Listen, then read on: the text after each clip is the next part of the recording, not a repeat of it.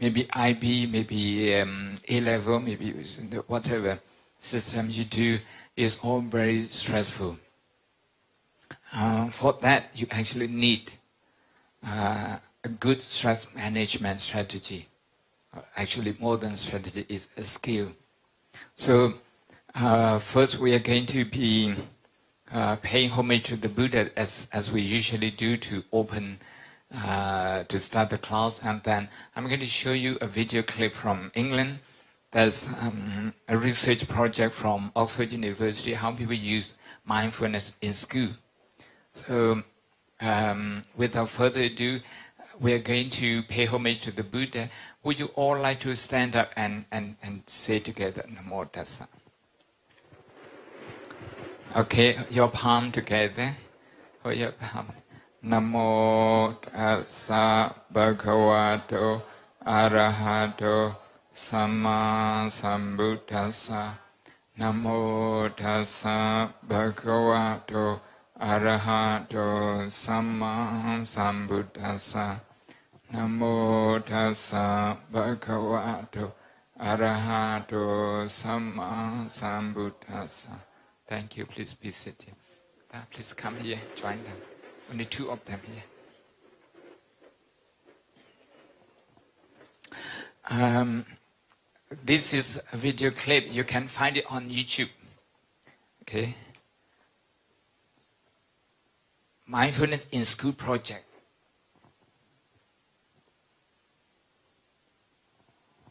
The sound.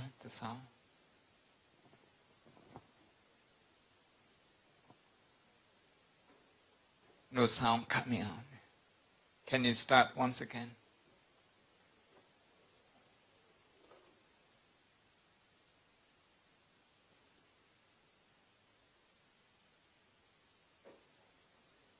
At Oxford University, there's a center called Mindfulness Center, Oxford Mindfulness Center, where people use meditation and clinical psychology, neurology, okay, to research.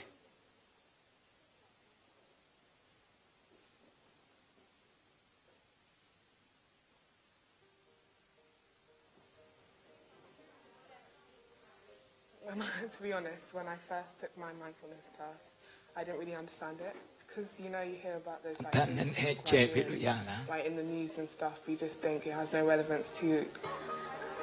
So I just wasn't paying attention at all. I was just, like, talking to my friends and doing whatever. And then, like, the second mindfulness class, I actually found it really, really helpful.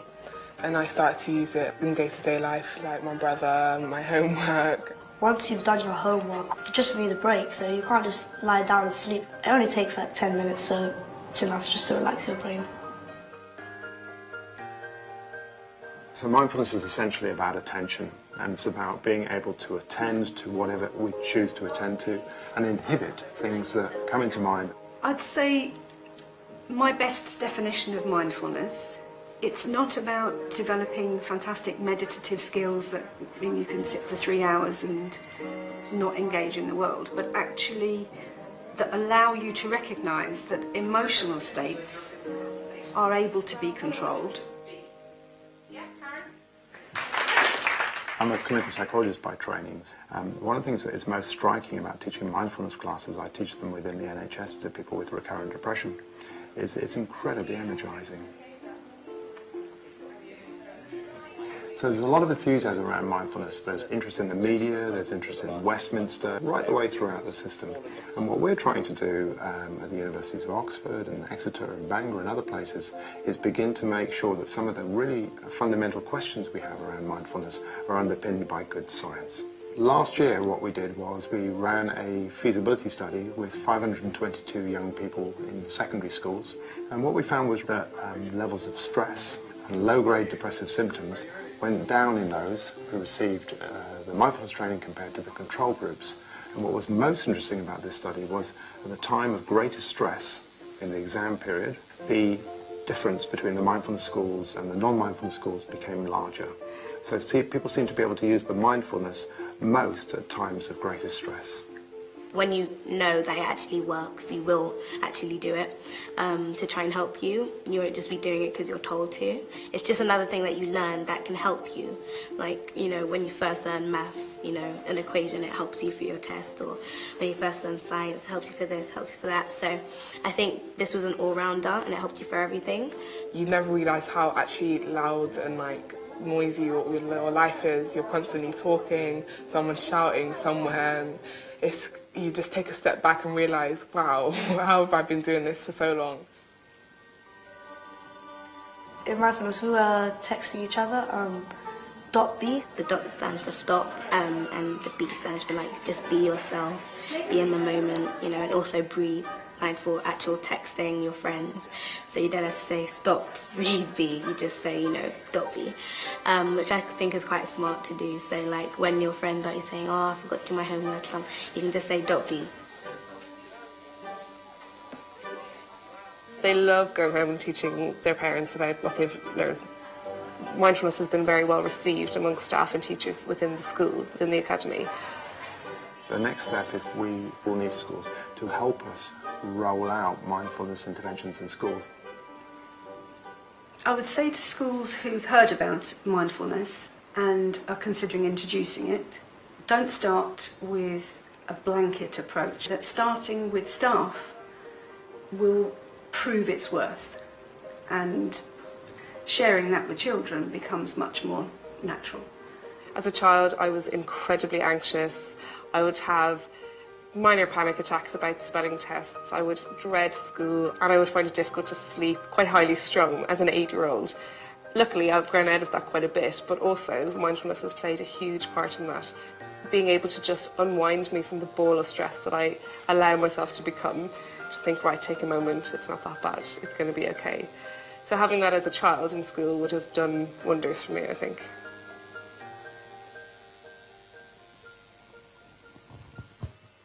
Thank you. So this is to show you what people in Europe and America are taking up. Mindfulness as a skill. Here, you may view this as a religious practice, and there's nothing wrong with that. But the shortcoming is that, okay, people think it has nothing to do with them now. Maybe they can wait until they get a lot older. You see? But stress, would that wait for you? It wouldn't wait for you. Okay, as you grow up and you move to senior level, senior grade, you have only more and more stress. And well, stress doesn't only come from school. Sometimes it comes from family. Some people, they have only one in their family. They're the only child. Some people 2, some people 3. Even among the siblings, there's a sibling library. Sometimes you think if your sibling gets more attention from your parents. And also in the school, if your friend gets more attention, you know, from others and that sort of thing. So from time to time we feel insecure. And this happens because we are not yet totally enlightened emotionally. So these things, they have impact on us. They shape us, you know, what kind of person we become. And they also have sometimes detrimental impact on our learning. So I think the skill you need, what people call now is EQ, this emotional quotient. You know how to manage your emotion, to get to know your emotion, what are your emotion, and then to try to manage them. I'm just going to write down 2 words here.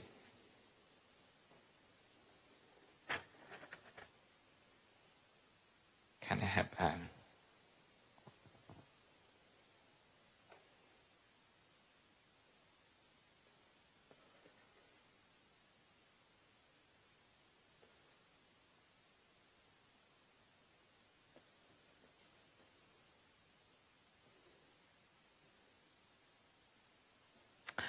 I have written towards your self-awareness and social awareness. I'm talking about EQ. I'm talking about emotion.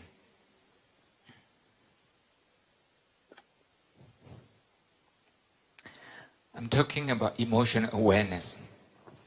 Self-awareness is to know what's going on in our heart, the emotional state of our mind. If we are anxious, if we have a lot of worry, if we have a lot of insecure feeling, if jealousy comes in from time to time. So this is self-awareness, about knowing ourselves. Social awareness is knowing the people we come across. In the school, there's our friends, our classmates, our teachers. Sometimes your teachers, okay, they may have problems elsewhere and they may be under a lot of stress. As a result, what they say may be less than polite. Then, it has nothing to do with you personally, but you are there to receive it. So you need to learn how to heal that.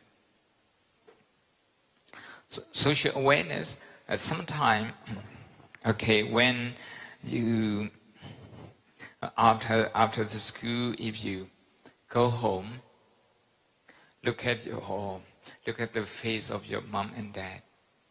If they are smiling, if you know what kind of emotion they are going through. If they are under a lot of stress, a lot of telephone call, a lot, very busy all over the places, now you can also know what's going on in their heart. You can imagine the kind of emotion they're experiencing. If you know that, you will be able to adapt to the situation. By doing that, you're helping them. You're helping them. This is what we say coexistence.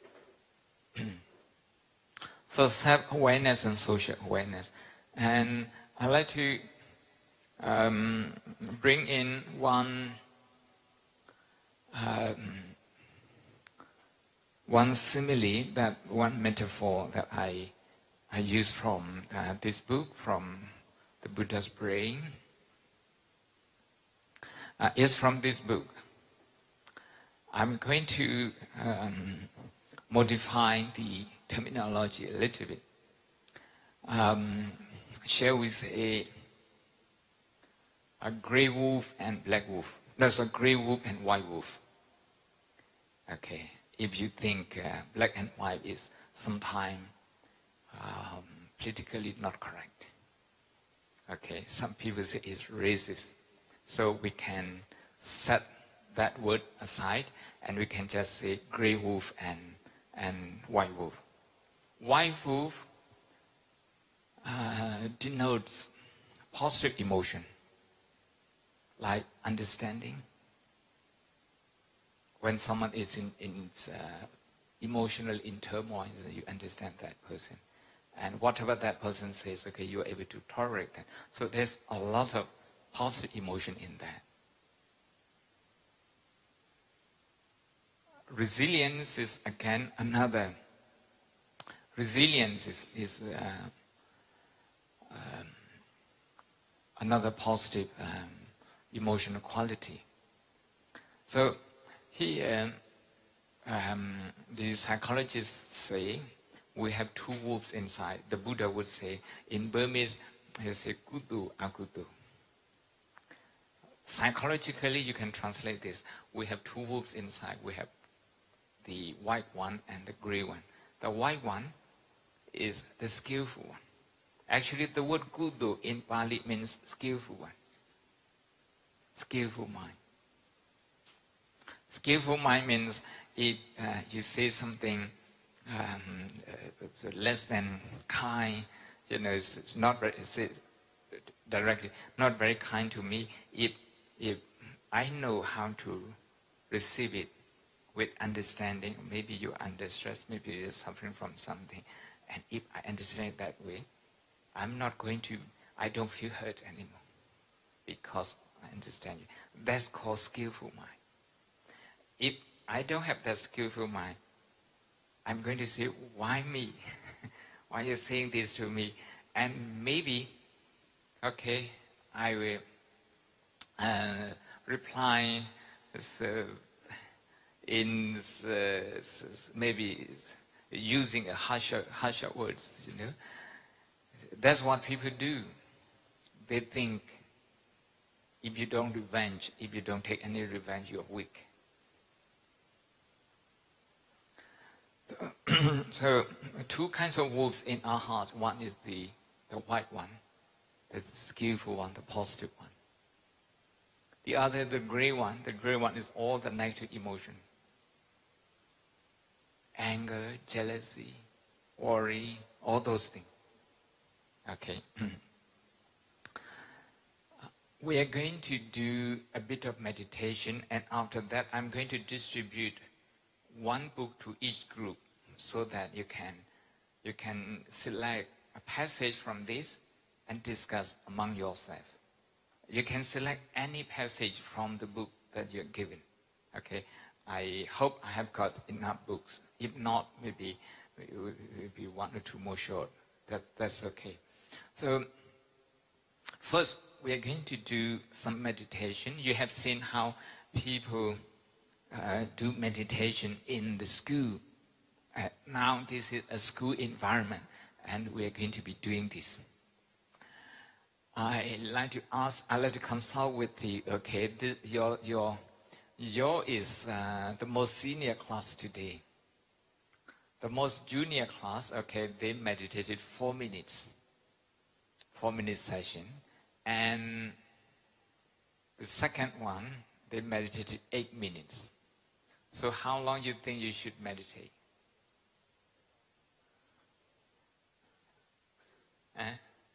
That's how long you think? 12 minutes? Earlier they double, okay? If you double, that's 16 minutes. So how long, I like to ask you? 10, okay. And what about you? 12 minutes. 14. I have a lot of work to kind of compromise. What about you, your class? How long you think we should meditate? 10.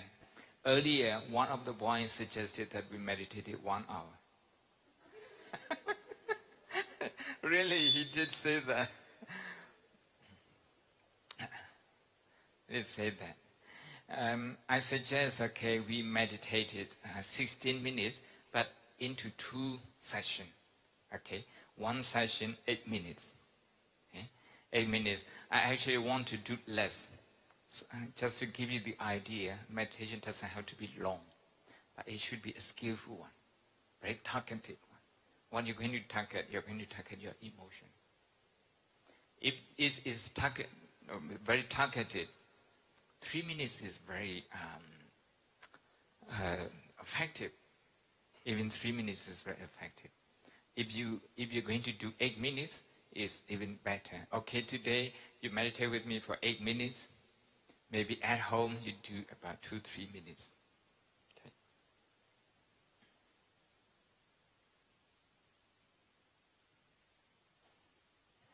Okay. So, as you sit on the chair, so please put your both feet on the floor and put your feet together, and then keep your body upright, straight.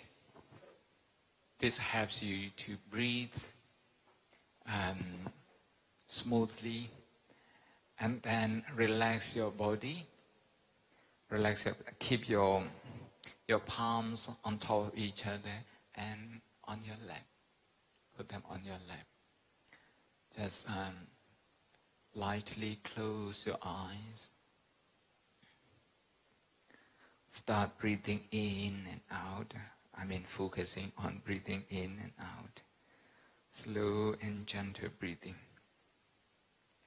As you breathe in, you can count 1, 2, 3, 4, 5. Slow and gentle breathing. As you breathe out, again count 1 to 5.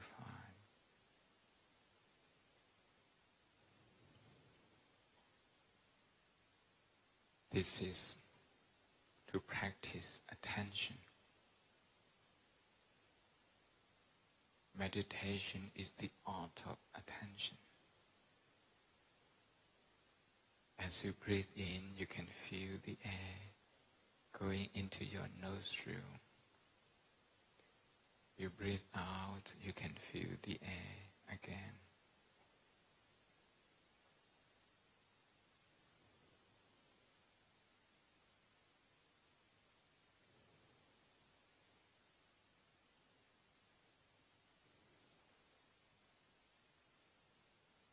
You will certainly have a wandering mind. Your mind will start thinking about tomorrow, maybe about your homework, your exam. That's okay. Don't suppress your thought. Do not suppress your thought. Instead, be gentle with your thought. Acknowledge them as they are. Acknowledge them as automatic thought. This is automatic thought. This is automatic thought. And then return to the breathing, the awareness of breathing. Breathing in and out, slow and gentle, counting 1 to 5.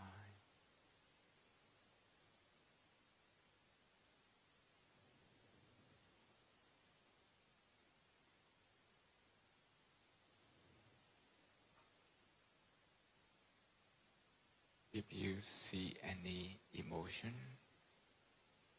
popping up, don't fight with that emotion. Don't try to chase it away. Instead, we use mindfulness to acknowledge it, to accept it, to pay sufficient attention to that emotion. If there is worry, register that this is worry, this is worry is like this. Just go through that experience mindfully.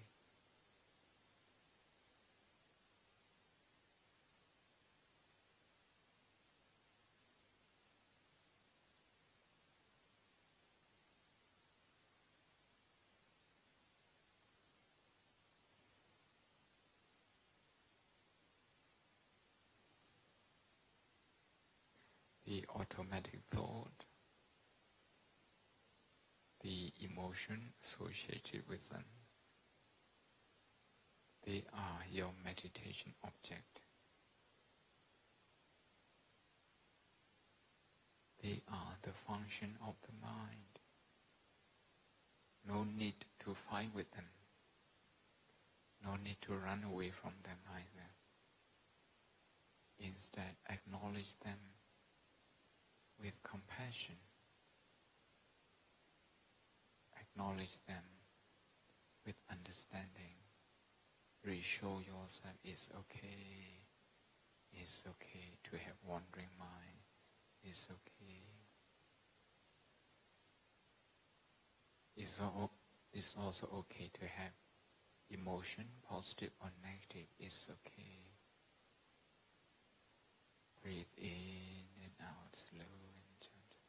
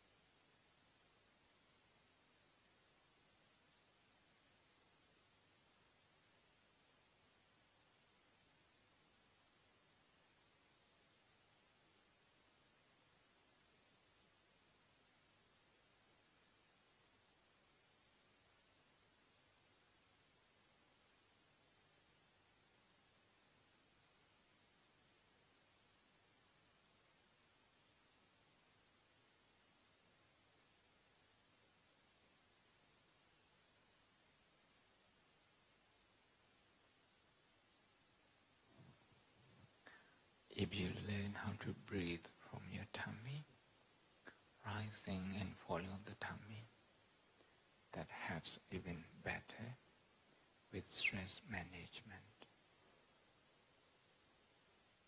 When you breathe in, you can feel the tummy rising. Then the falling of the tummy.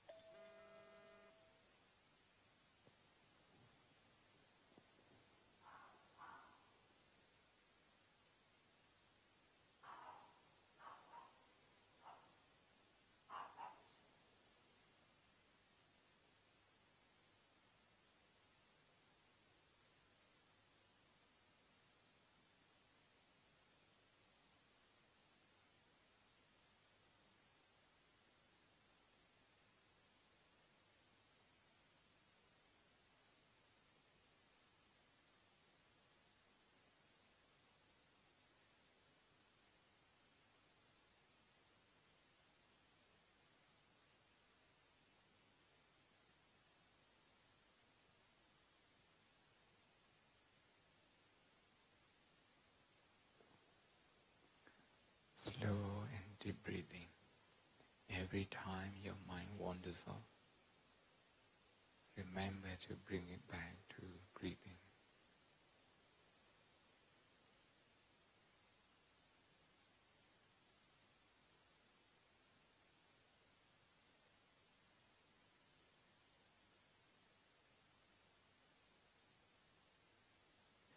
Okay, it's 8 minutes now. Thank you.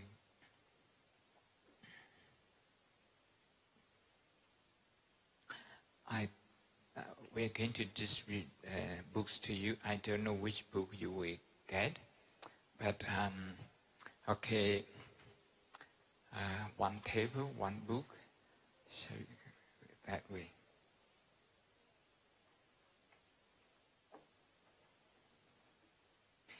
You have some choices to choose at the beginning. Some we have to start from the back.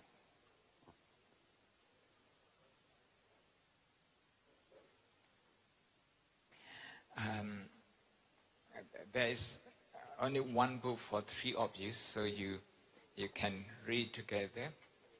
Just and then select one passage or one sentence, whatever you agree. Discuss about that, and then I hope you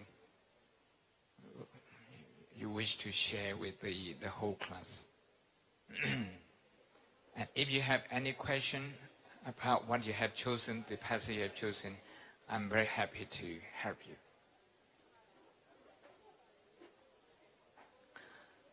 Look at the contents, okay? Look at the contents. There might be many other things that interest you. Look at the contents also, the title, the contents.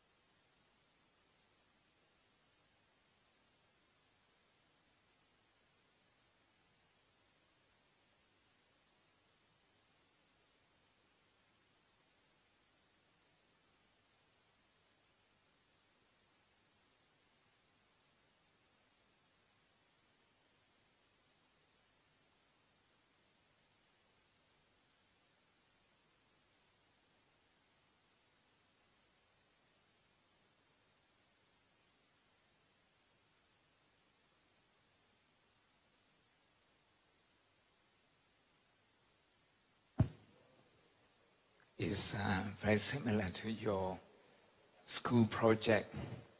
You select one passage and you ask yourself why.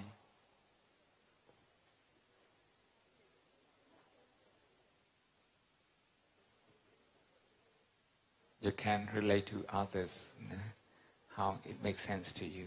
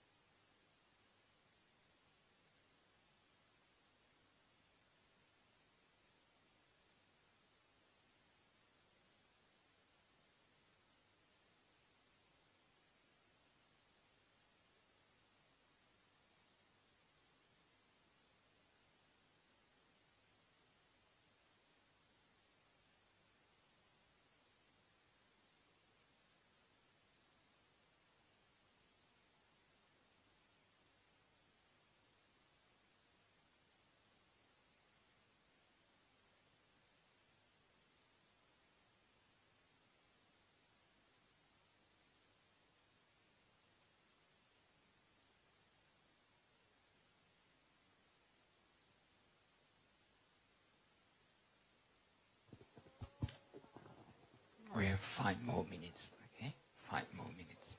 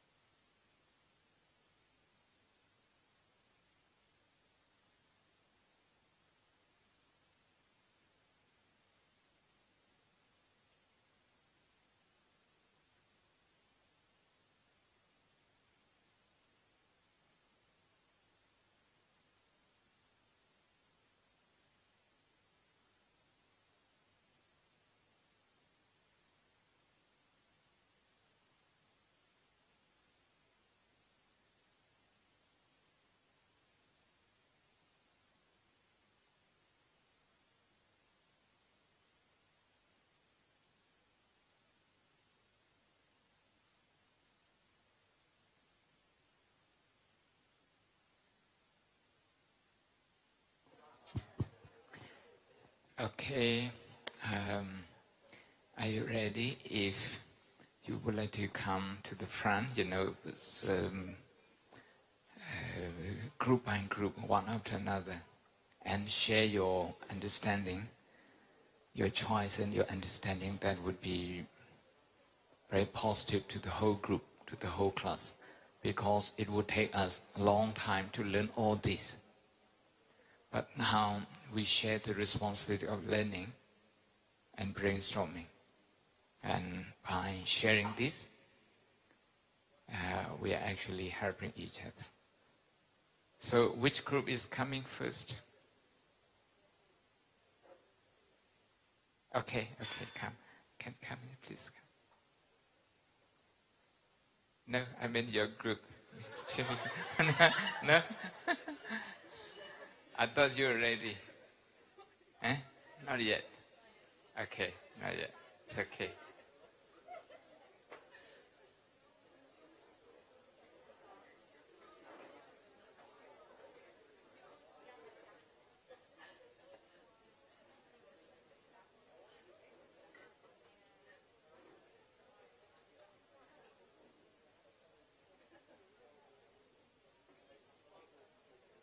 Okay, please come. Come, please come. You can join him, please. Come as a group. Come as a group, please. Which way you're coming out? Maybe you need to...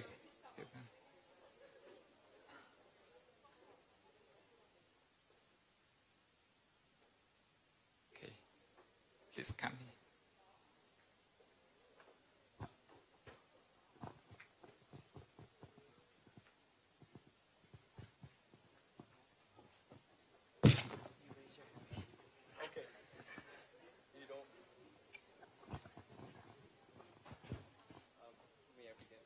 Yeah, you can begin. You can introduce the book and your choices. So we read the book called Mindfulness, Emotional Intelligence by Harvard Business Press. Yeah. So we went with a chapter on the avoidance risk. And we believe that mindfulness should not be used to avoid problems, but rather enhancing your abilities to think such problems, to tackle such problems. And we should not accept life in its own terms. I quoted directly from the book. And just see which one.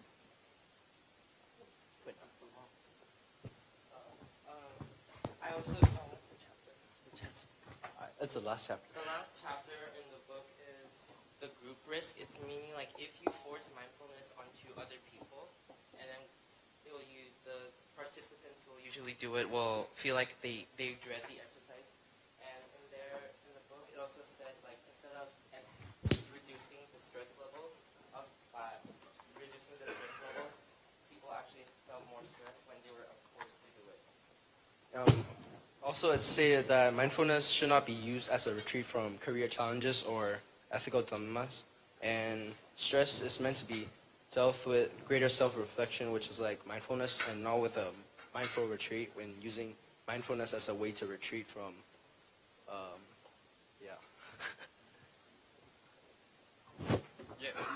I think you made a very good point, because sometimes people use meditation and mindfulness as a way to retreat from problem, not facing it, rather as an escape. The Buddha didn't do that. The Buddha didn't do that. The Buddha was using mindfulness actually to face the problem of the whole world. So the main point is mindfulness to enhance the ability to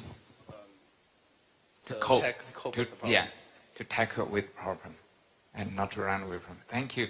Thank you. Next group.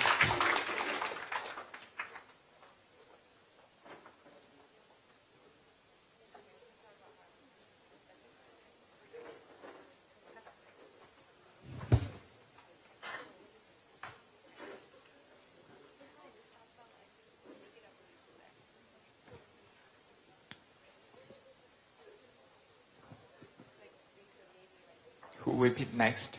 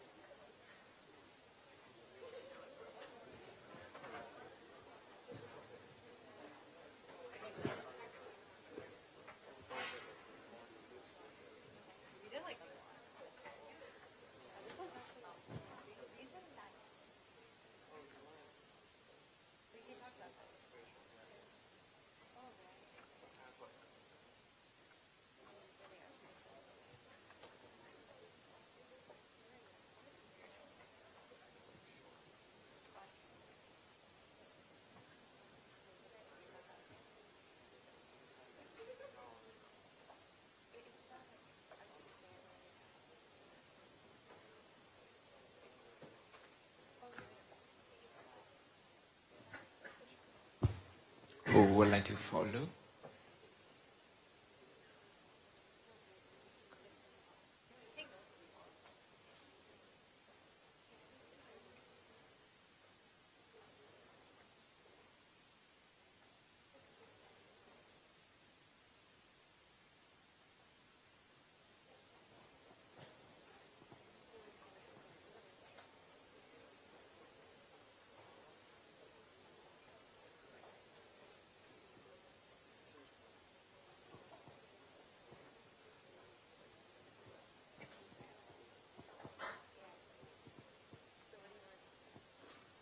Okay, please come.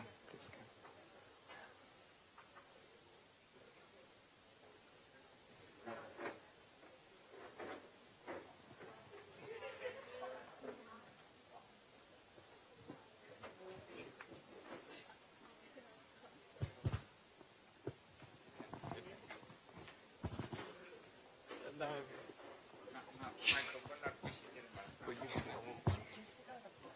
I'll say something in the thing.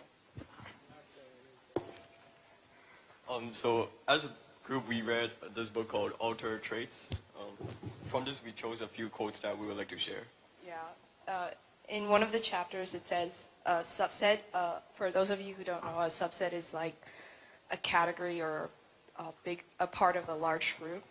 And a subset of healthy states applies to both mind and body, flexibility, adaptability, and pliancy. Pliancy is also about like flexibility, meaning that both your mind and your body needs to be engaged when concentrating on mindfulness.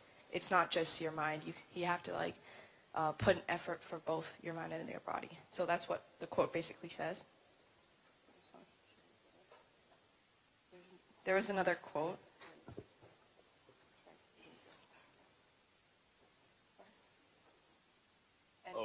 There's another quote we chose. It's, God grant me the serenity to accept the things I cannot change, courage to change the things I can, and wisdom to know the difference. So it's basically talking about how it's not like a quote directly from the book. It's about how someone said, one of the authors of the chapter, I think, stated this quote. That was their opinion, and it's about how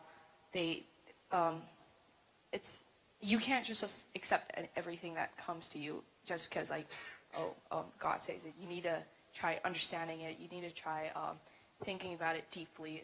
So that's basically it, and you need wisdom in order to determine if it's correct or if you should believe in it.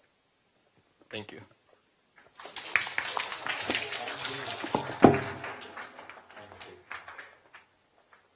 The code, okay, the wisdom to accept what you can't change and to give you the courage what you can change.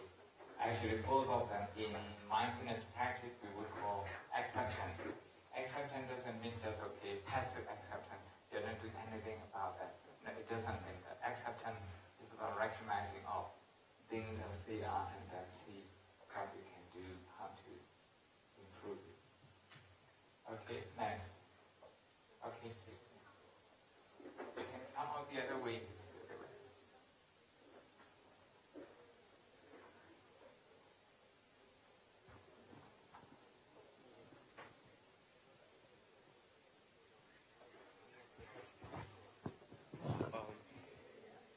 You can introduce the book first. So the book we're reading is called Resilient by Rick Hansen, and in page 137, they talk about a metaphor based on paper tigers. And the first one is, believe there is a tiger in the bushes when there isn't one. The second one is, believe there's no tiger when one is about to pounce. So the first one basically is put it in like a situation we can relate to. Like last week, I was paranoid about a quiz on Monday when the quiz was actually on Wednesday. So it was like, believe there is a tiger in the bush when there is one. And when we had a quiz on Wednesday, but we all thought it was on Monday, it's like, believe there's no tiger when one is about to pounce. And we all failed the quiz. Thanks.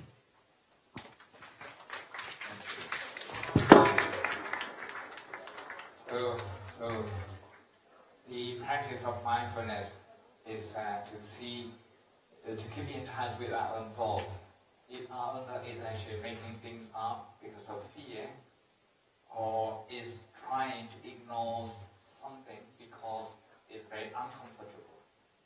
So ignoring something that is uncomfortable is like ignoring the tiger which is about to pounce on you. And fearing a tiger that is not there in the bush is like the habitual emotional reaction that keeps creating more and more fear. Okay, next.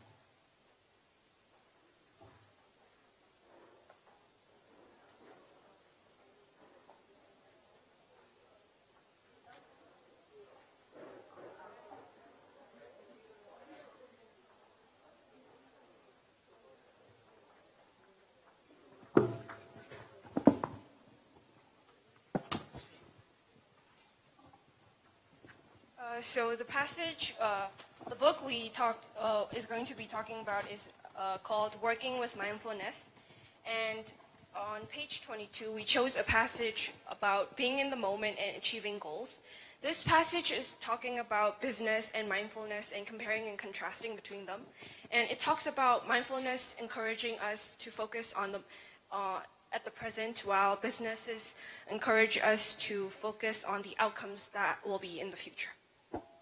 So this passage is encouraging us to use the practices of letting go and make the right judgments at the right time, so that we can have the success we want in the future. And to relate to our daily lives, we tend to think about what we should become in the future, our jobs. But then if you don't do good in our present lives, then you wouldn't become anything in your future. So this passage basically encourages you to focus more on your present than just thinking about your future and your future jobs.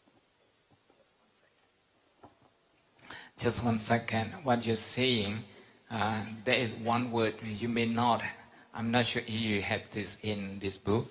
It's called result-orientated mind. Result-orientated mind is mind that is based on worry. It's always, in the future, at the expense of the present moment. Result-orientated, okay, if you go to uni, if you have to study 3 years, 4 years, 6 years, whatever your course dictates you, then result-orientated means you only care about the results, and you're not enjoying being a first-year student, being a second-year student, all the experiences that make you as a person, as a graduate. Because, this is your state of mind, which is result-oriented. So, mindfulness brings you back to the present moment. Thank you.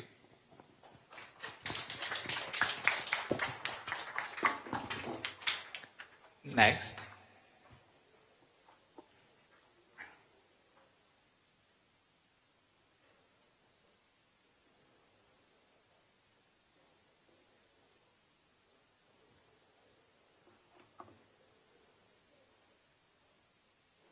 Which group is following?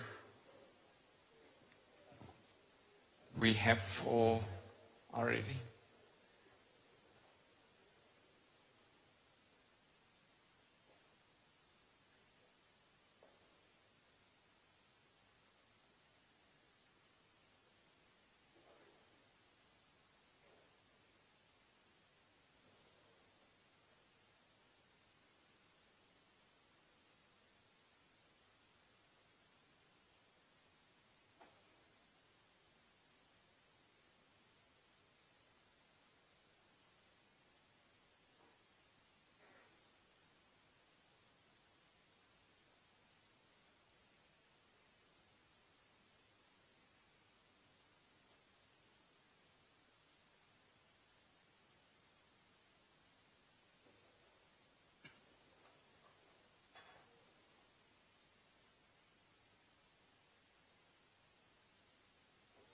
Who would like to share next?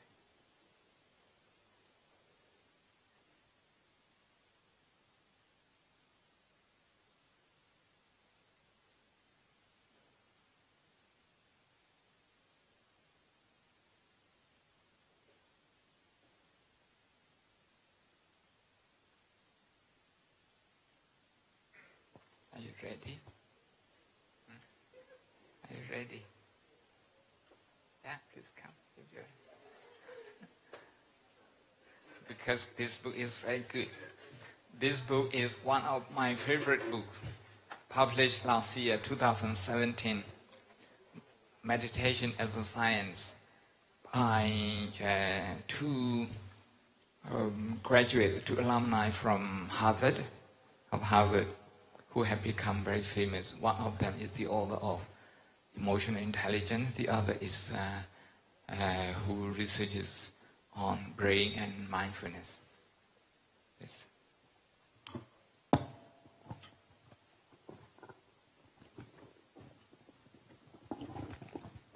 So we would like to present two quotes we took from the book. The first one is, "Our experience shapes our brains, a platform supporting our theory that as meditation trains the mind, it reshapes the brain." To rephrase this, I think it means that experiences can affect our thoughts and our minds and sometimes disturbs them. So through meditation, it can help reshape and trains the mind and the brain. So the author also talked about this quote. So we can now show that the more hours you practice, the greater the benefit. So this also shows that the more hours you meditate, the greater the benefit you get from the meditation. So the book basically talks about how meditation can repair the life experience that you had. For example, if since a child your parents have passed away in a car accident, then meditation would help repair that over time, and it helps reshape your mind, I guess. Yeah, thank you.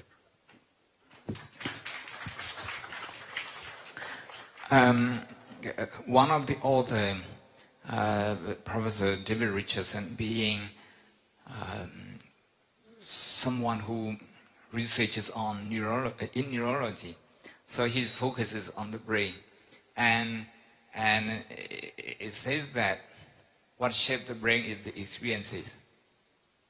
Then how can we improve our brain? We have to improve our mind. And how to improve our mind? To meditation. So this is a simple conclusion. Thank you.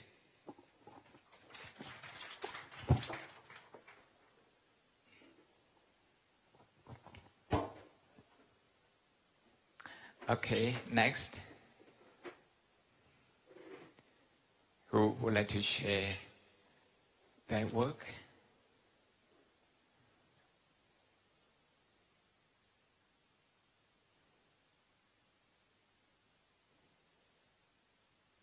Are you ready? You look very ready to me. Come, if you are.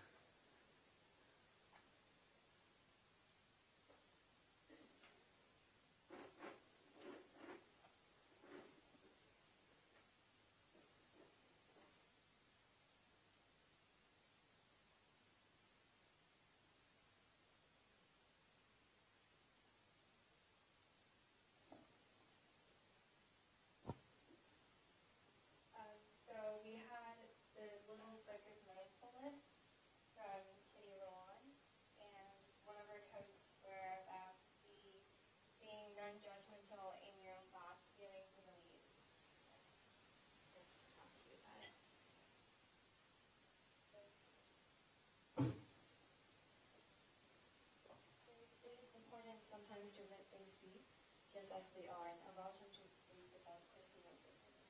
So basically it means when you're jealous or become really like envious of someone, you do not realize that you feel jealous of someone, like you're jealous of someone, and you need to realize that you have not found out your inner peace and your happiness.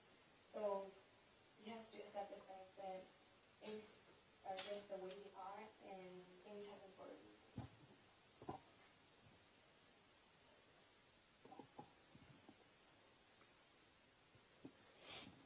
So we found another quote too, and it says that be mindful of how you behave towards other people. So basically this talks about staying in the moment.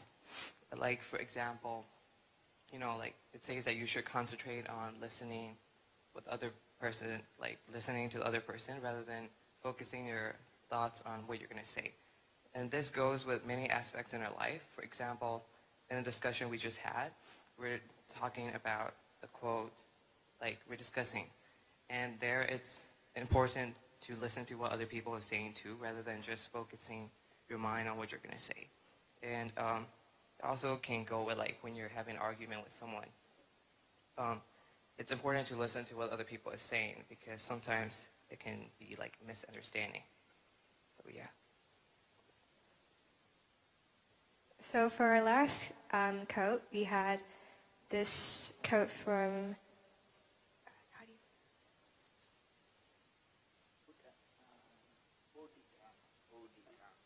Dhamma, and it's worldly fools search for exotic masters, not realizing that their own mind is the master.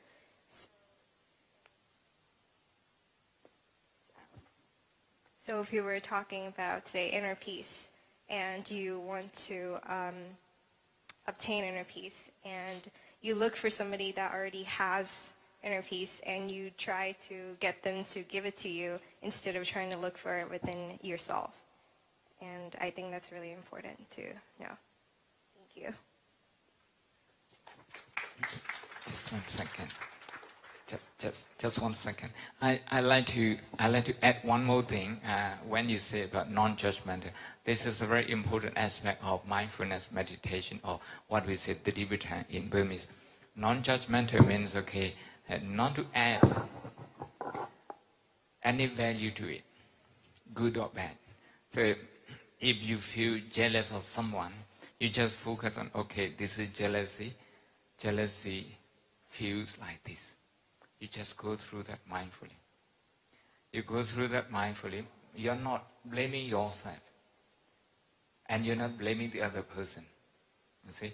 When you're blaming yourself, the other person, you're actually adding a lot of value to it. So this is to say no value added to focus, or rather to just trying to see things as they are. And they are in Burmese, from time to time, if you later in life you will come across this word. They take from Pali, and this word is translated into the Yatha Buddha, that means things as they are. Okay, thank you.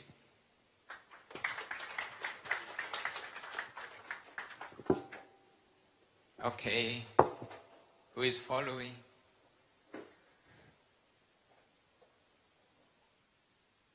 Okay. We are learning a lot from each other. This is wonderful.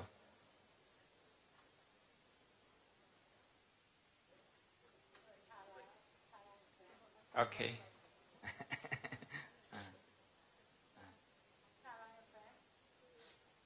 Not yet. Okay, you can wait a little bit more.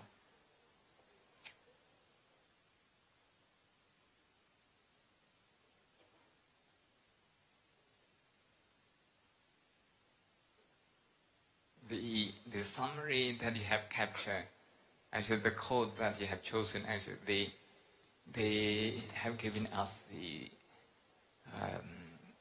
summary that are very important. So we can understand mindfulness, in these 6 terms now, 6 presentations.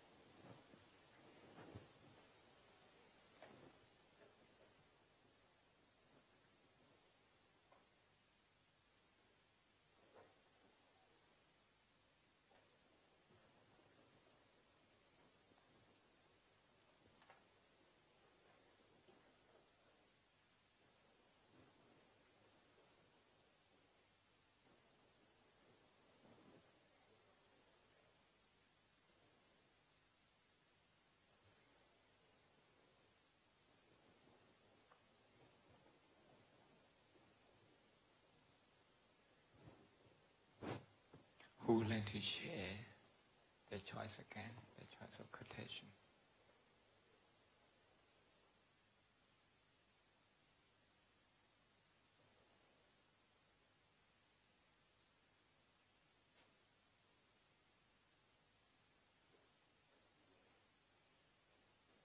What about you? Are you ready? Are you ready? Not yet. Okay. What about you? Eh? Not yet. What about you? You're done. Eh? Are you okay? Ready? Not yet. Okay.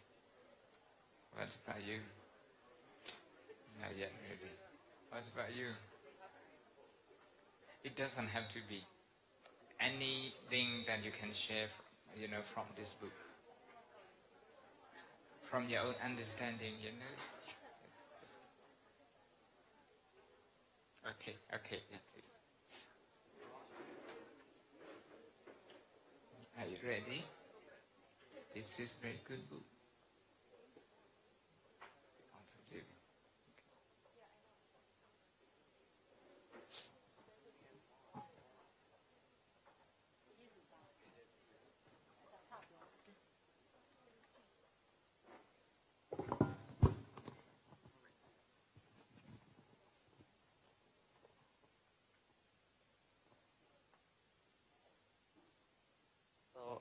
The book that I wrote was Meditation and Mindfulness, and the title was The Zombies. So I'm going to talk about walking meditations, and basically it's different from seating meditation, and for people it may be uncomfortable at first, but it's basically when you give time and effort to something that you want to succeed and to achieve, over time, after giving so much effort, it's like you can achieve something. And basically, after trying for so many times and after doing so much of it and giving so much of what you want, you can achieve something, basically.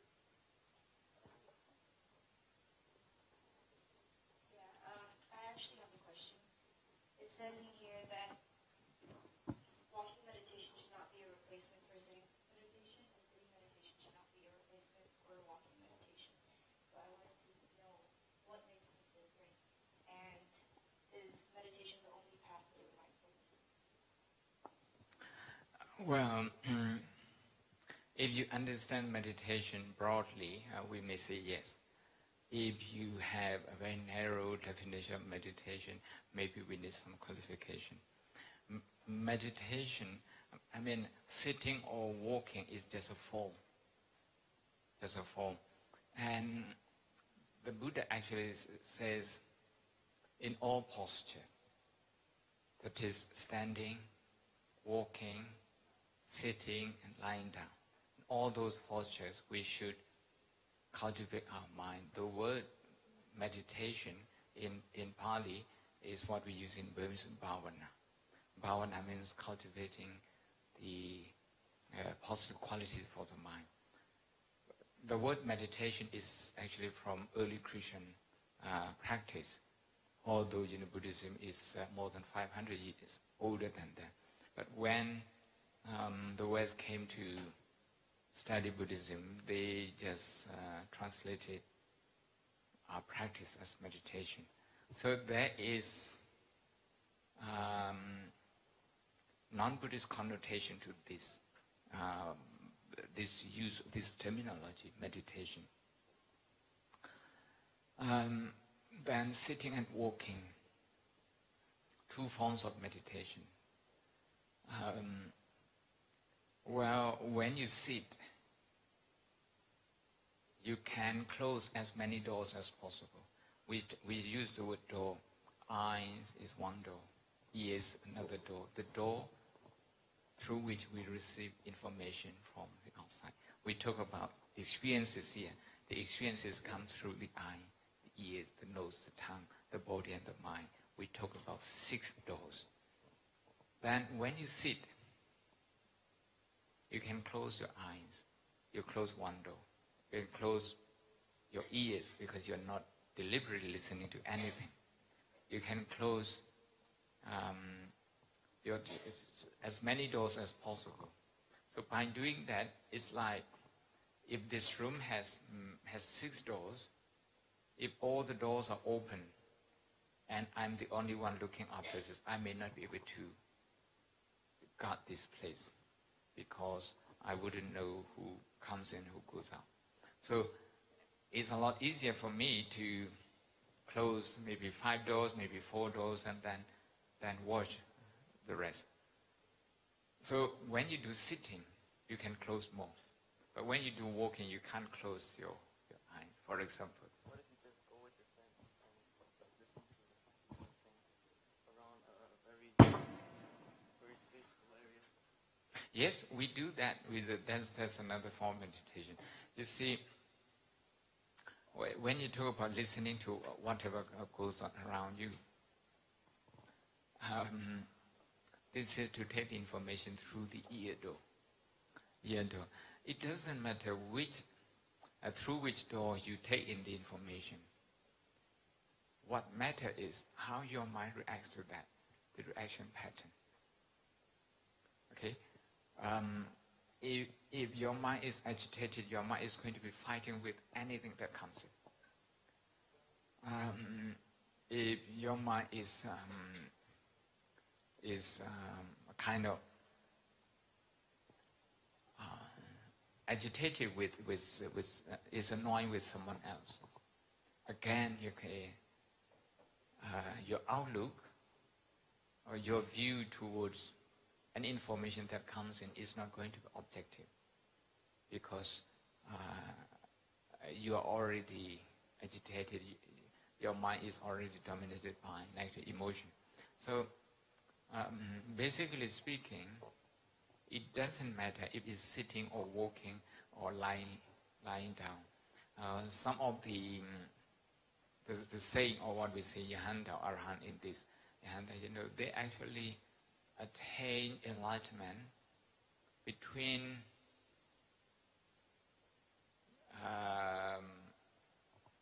when they were lying down, one of them, before his head touches the pillow and his feet are already up the ground. So which posture is that? It's not sitting, it's not walking. This is to say we shouldn't be rigid with the posture. In Burmese, we would say Dhyā Thai. This is a short form, this is a shorthand for meditation. Okay, thank you. Thank you for your question.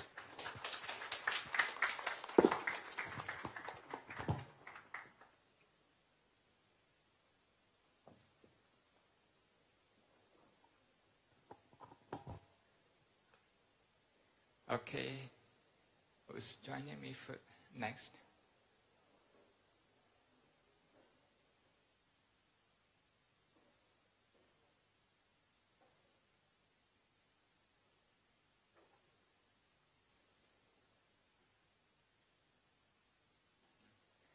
I can see you feel itchy.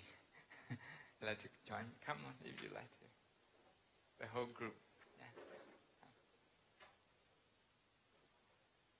You can join him. You don't want to. Okay, you have nothing to say.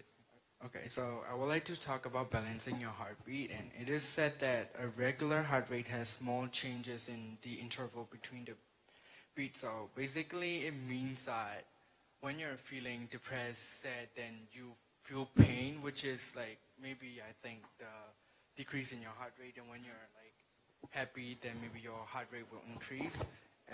What I'm trying to say is that it's not only about the heartbeat, it's like your feelings, emotion, the change in your emotions like anxiety, dread, worry, greed, and maybe if you recognize your fear or anything, then maybe you could manage it like meditating, talking to the people around you, and relaxing your body. this ties in with the earlier presentation of a mind body. If the heartbeat is the body, the emotion is the mind, the function of the mind. So this is to show the relationship between them. And sometimes by detecting the symptom in the body, you can actually improve your mind. Sometimes by focusing on the mind, you can actually understand the body. So this is about interdependency between the mind and the body. Thank you. Thank you. Thank you.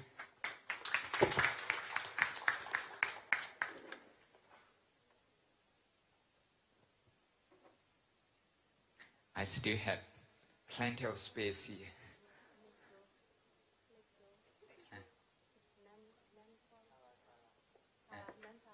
Okay.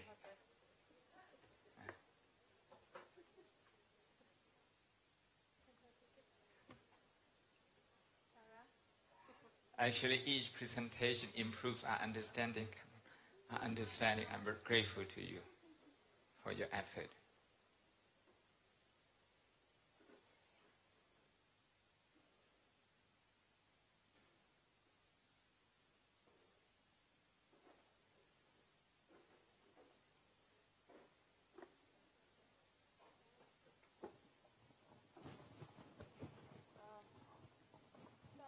In the story, the author used the letters to describe how people are treated differently at home in the world.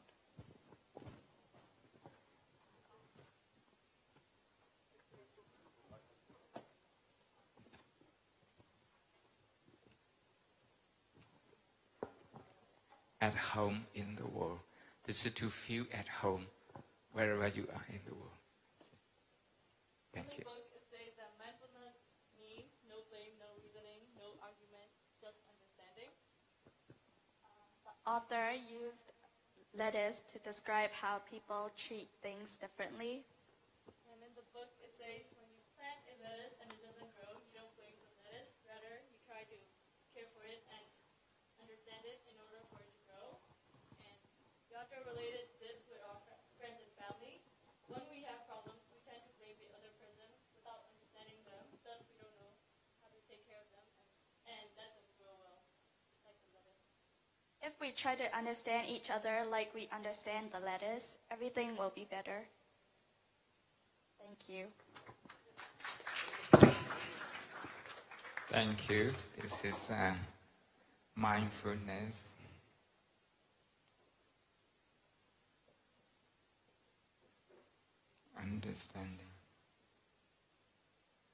Understanding. Mindfulness means understanding. Understanding means mindfulness.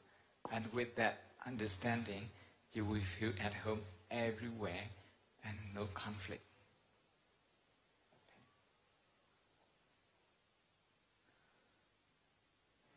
Anyone? Any group joining them?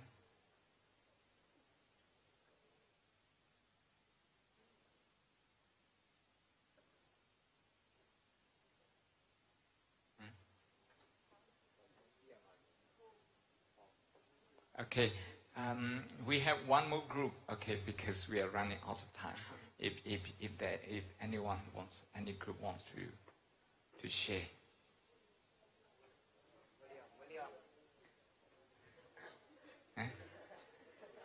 Come on, if you have already prepared. Oh, over there. Okay, please come.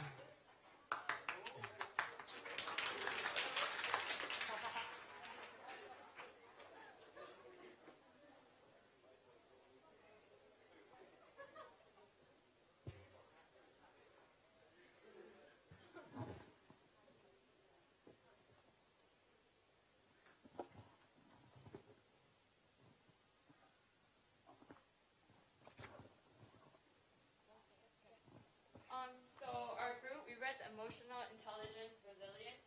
So our quote is, a common belief about resilience is that it stems from an optimistic nature. That's true, but as long as such optimism does not distort your sense of reality, in extremely adverse situations, rose-colored thinking can actually spell disaster. Basically, people believe that resilience stems from being stems from being optimistic. And the definition of resilience is the ability to recover quickly from a difficult situation.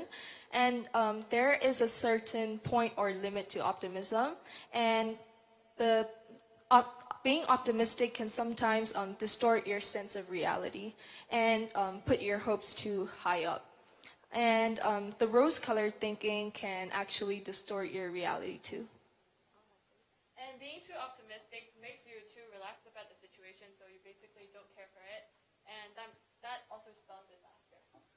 An example from the text would be experience of a person in a camp where they get tortured and pressured. But then people that are too optimistic never gets out because they usually think like Christmas, oh, I'll be out by Christmas. But then after that, there's Thanksgiving and then the 4th of July and all the other holidays where they believe they'll get out, but then in the end they don't, and another year passed already. And and another example would be when a project is due, but you're too optimistic, you're never gonna finish it. And so, in conclusion, being optimistic can ruin your mindfulness and your determination. Thank you.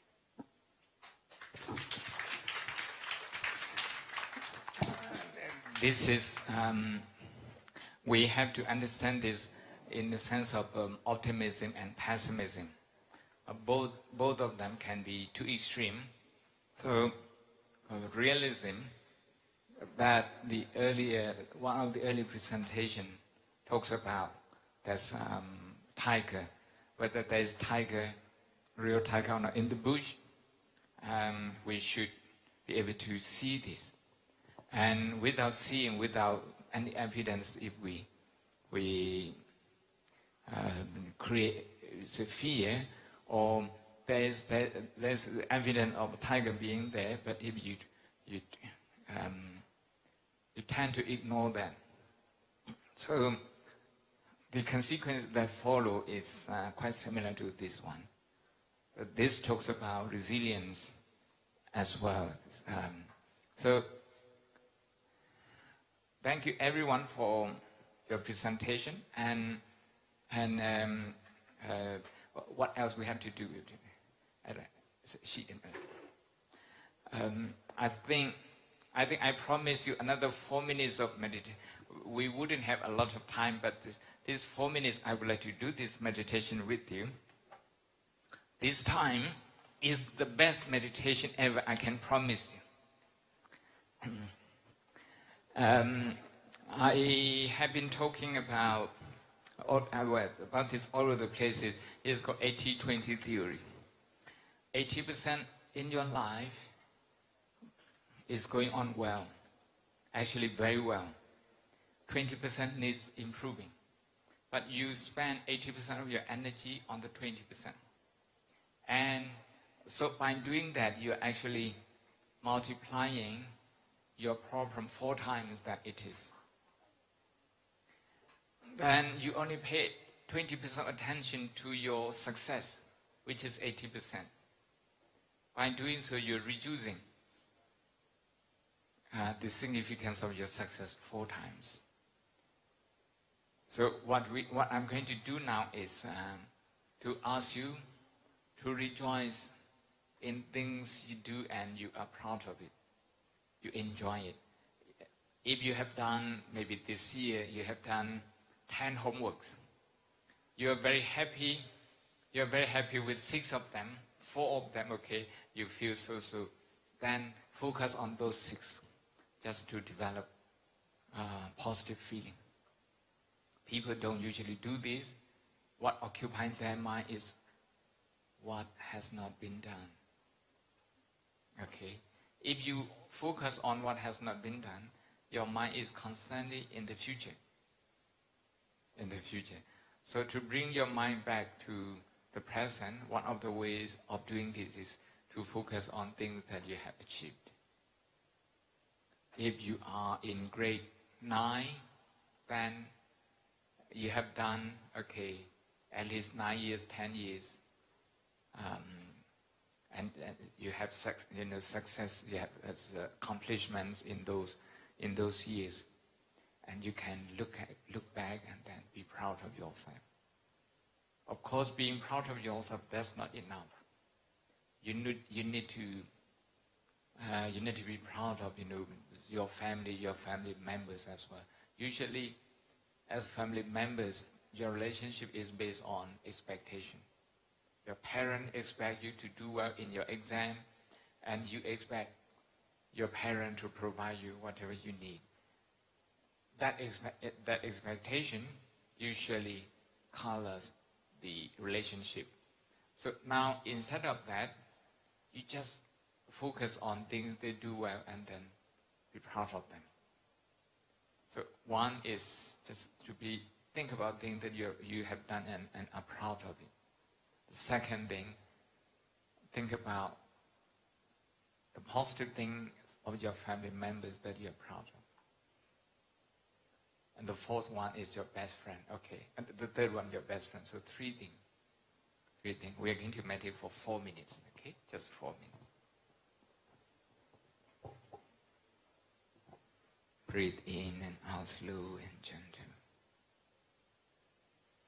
Breathing in, breathing out slow and gentle.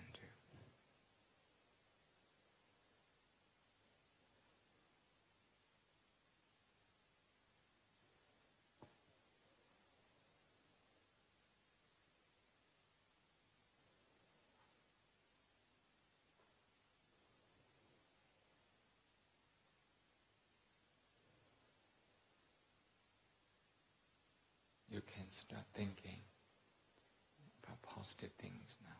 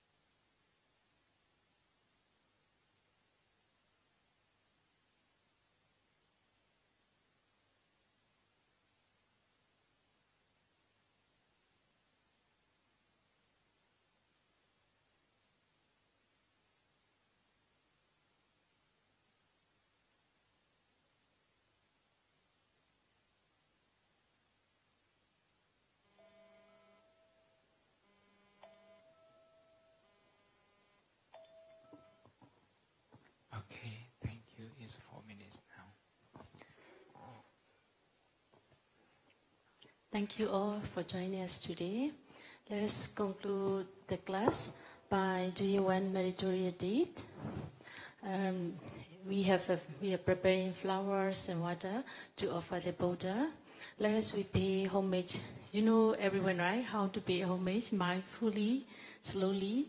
Pay homage first time to the Buddha, second time, third time, 3 times mindfully to the Buddha. First, we will go row by row. Please take all your shoes and slipper at your place, and then take the flower and water and donate to the Buddha. You can recite from your Mirai respectfully, offer the flowers and water to the Buddha, and then pay respect, and then go back to your home. And if you wish, you can go down and go back to home. Yeah. Bye bye to everyone, and yeah, see you next year.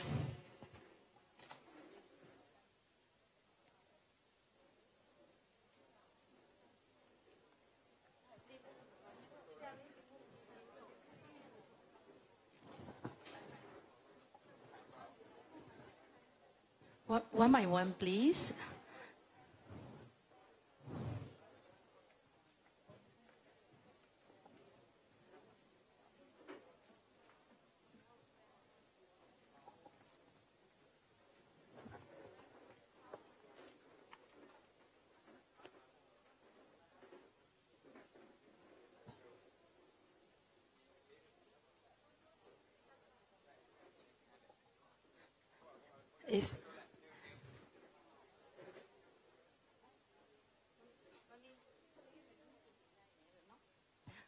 One more request, a favor, please. Sayardaw, and let us take a group photo together in front of the stage.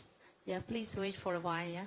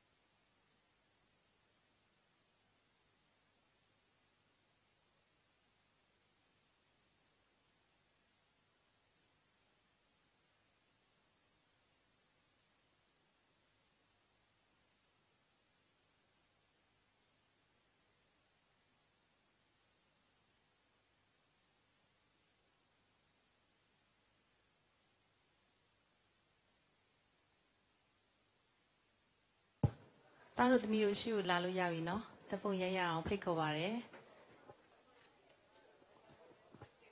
May I invite you all to join the group photo session.